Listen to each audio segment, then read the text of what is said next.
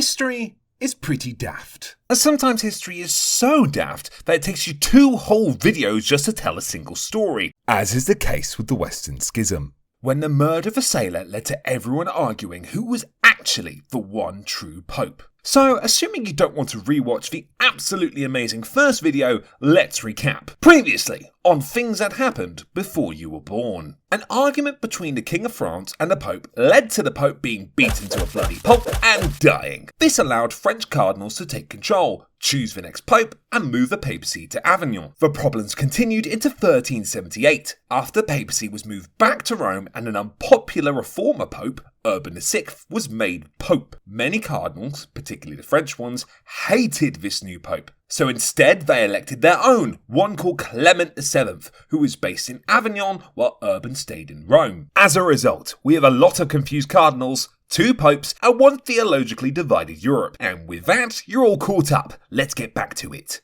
Clement and Urban's feud goes on long after their death, with even their respective successors frothing at the mouth to declare they were the one true pope. The argument continues until 1409, and by this point most of Europe was sick of the debate and just wanted to go back to having one pope again. By now, the pope based in France was Benedict XIII, but he was so unpopular for refusing to make a deal with Rome that could end the schism that the French king's own forces at one point even tried to besiege his papal palace. Meanwhile, the new pope in Rome, Gregory XII, was not faring much better and was even elected on the promise that he would resign his role immediately if it would end the schism. Both popes discussed meeting to solve the schism, but both realised he was actually pretty good to be pope and therefore always found excuses not to show up. Since both popes were incredibly stubborn about the whole staying supreme power on earth thing, they both found their cardinals were getting sick of the fighting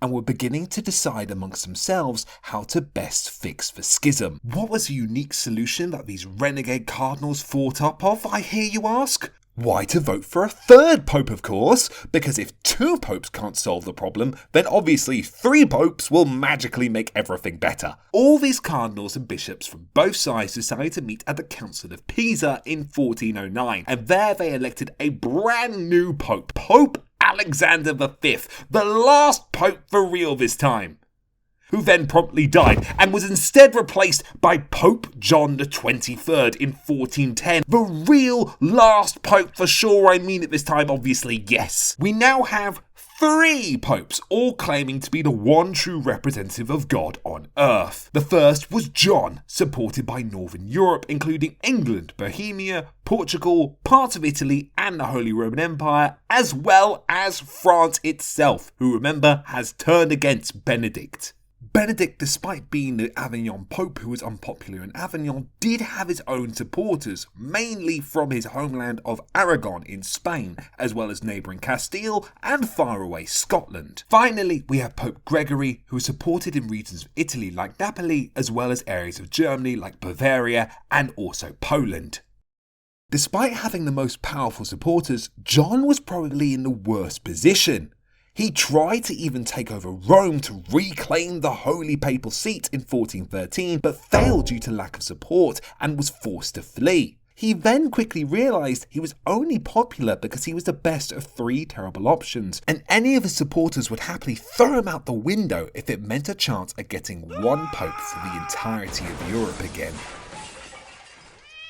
By 1414, the issue still was not solved, and the idea of 3 popes running around causing chaos was driving everyone mad. As a result, it would be Sigismund, King of the Romans, Hungary, and Awesome Fluffy Hats, who would step up to fix the mess. Sigismund, backed by major rulers in Europe, demanded a second, final council to be held in the town of Constance in modern-day Germany. All 3 popes were encouraged to come to the council to settle the matter once and for all. Pope John agreed to the terms and went to the council personally, as did Pope Gregory, who only sent representatives. Meanwhile, Pope Benedict, the usual stubborn stick in the mud, stayed at home, declaring the whole thing a farce. However, Sigismund called for all 3 popes to resign, hoping that they could all step down honourably and make way for one single, newly elected pope who would rule over all of Europe.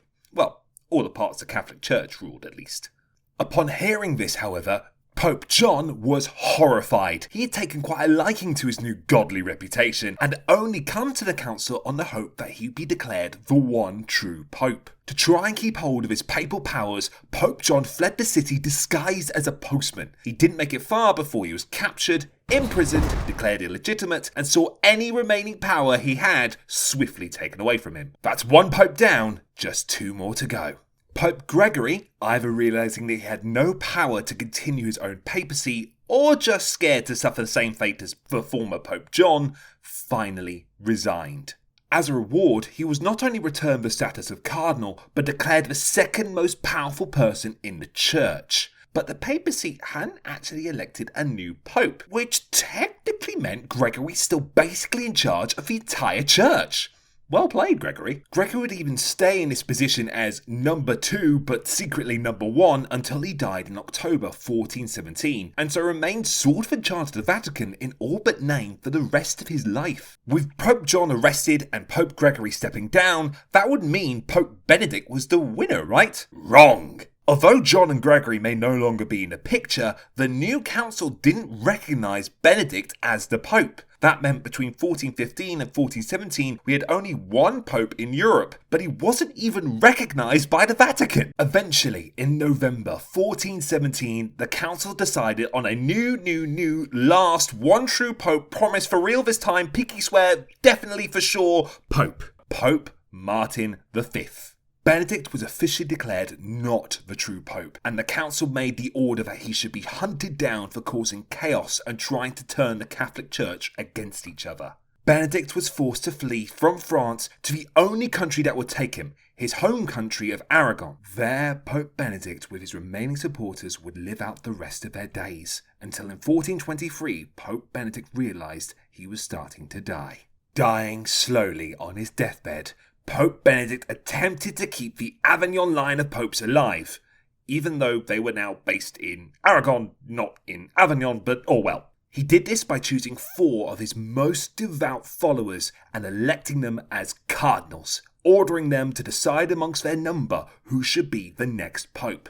But even they, keeping the noble spirit of Catholic schism alive, couldn't decide who should be the next pope, and instead chose 2 minor popes. One immediately resigned to Pope Martin and was allowed to rejoin the main Catholic Church. The other, however, continued to rule from secret and became known as the Hidden Pope. However, he was supported by no one and did nothing and quietly died. That means we are down to one last pope, Pope Martin V, and the schism is officially over.